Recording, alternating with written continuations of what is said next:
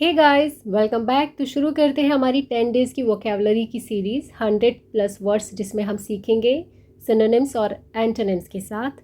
तो पहला वर्ड है आज की वीडियो का फ्लिम्जी। फ्लिम्जी का मीनिंग होता है कमज़ोर, अविश्वसनीय, आसानी से टूटने या फूटने वाला।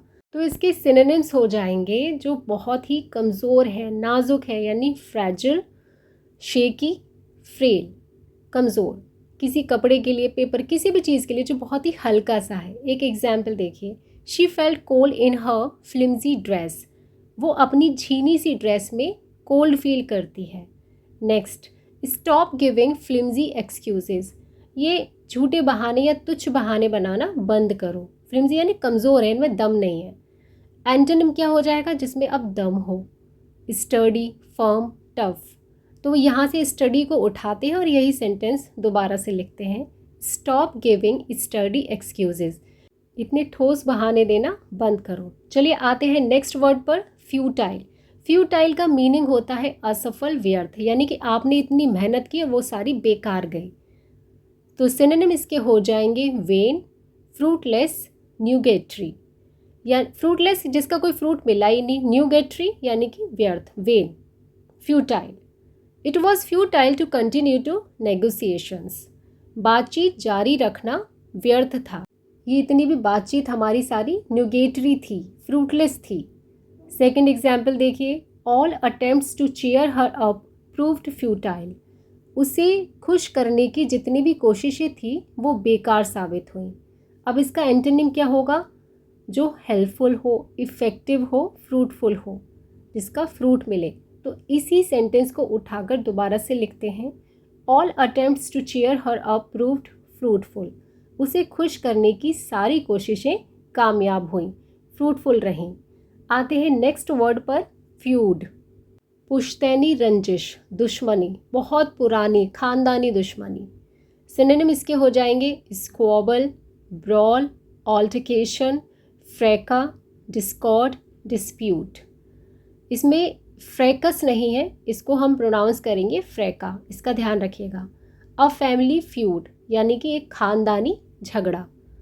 दे have been feuding with their neighbours for years over a boundary issue. वे एक बाउंड्री इशू पर अपने पड़ोसियों के साथ वर्षों से लड़ाई लड़ रहे हैं। The mayor has a long standing feud with the media. Mayor का मीडिया से पुराना झगड़ा है। लॉन्ग स्टैंडिंग यानी पुराना। अब इसके एंटोनिम क्या होंगे? फ्यूड हो गया झगड़ा, तो यानी कि सामंजस्य या दोस्ती या मैत्री। Accord, harmony, concord, comradeship. Comradeship यानी मैत्री। चलिए इसी वर्ड को उठाते हैं, अब सेंटेंस में फिट करते हैं। The mayor has a long standing comradeship with the media.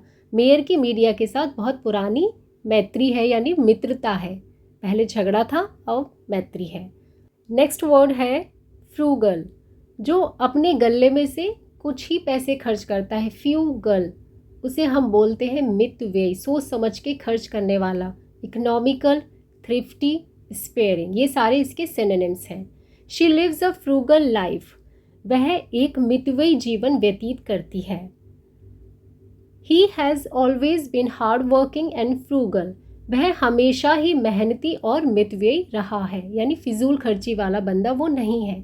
अब जो फिजूल की खर्ची करने वाला है वो इसके एंटोनिम हो जाएंगे एक्स्ट्रावेगेंट, स्पेंडथ्रिफ्टी, प्रोफिलिगेट, प्रोडिगल। इन सभी वर्ड्स का मीनिंग है फिजूल खर्ची। ही हैज़ ऑलवेज बिन प्रोडिगल, वह हमेशा से ही फिजूल खर्च करने वाला रहा है। आते हैं नेक्स्ट वर्ड पर, फर्वेंट। फर्वेंट का मीनिंग होता है बहुत तेज़, जोश के साथ, उत्साह के साथ। तो इसके सिनोनिम्स हैं ऑर्डेंट, ईगर, एंथुजियास्टिक। जोशीला हो, उत्साही हो, वो fervent. The team showed fervent support for their captain. Team ने अपने कप्तान के प्रति उत्साहपूर्ण समर्थन दिखाया। कैसा सपोर्ट किया? Fervent. It is my fervent hope that you may succeed, ये मेरी हार्दिक इच्छा है कि आप सफल हो। हार्दिक के लिए भी फर्वेंट। अब एक और एग्जाम्पल देखते हैं। Priya expressed her fervent desire to travel the world. Priya ने दुनिया घूमने की अपनी तीव्र इच्छा व्यक्त की। फर्वेंट डिज़ायर, बहुत तीव्र इच्छा। अब इसके एंटोनिम वो हो जाएंगे जिसमें उत्साह ना हो, यानी कि अपैथेटिक, लूकवार्म, डिस्पैशनेट। इन सभी का मीनिंग है उत्साह से हीन या उदासीन। तो इसी सेंटेंस को दोबारा से लेते हैं। Priya expressed her apathetic desire to travel the world. Priya ने दुनिया घूमने की अपनी उदासीन इच्छा व्यक्त की। चलिए आते हैं नेक्स्ट वर्ड पर, गॉश। गॉश का मीनिंग होता है भद्दा, फूहड़, अनाड़ी। इसके सिनोनिम्स क्या आएंगे? सिनोनिम्स आएंगे इसके लूट, क्लमजी, स्क्वाट। इन सभी का मीनिंग क्या है? जो भद्दा है, फूहड़ है, अनाड़ी है। It would be gauche to mention the price. कीमत का उल्लेख करना मूर्खतापूर्ण होगा, यानी बहुत ही भद्दा लगेगा, गॉश होगा। Next, she knew she would be gosh and awkward. वह जानती थी कि वह भद्दी और अजीब होगी। ऐसे वो करेगी तो बहुत ही गॉश लगेगी और ऑकवर्ड लगेगी।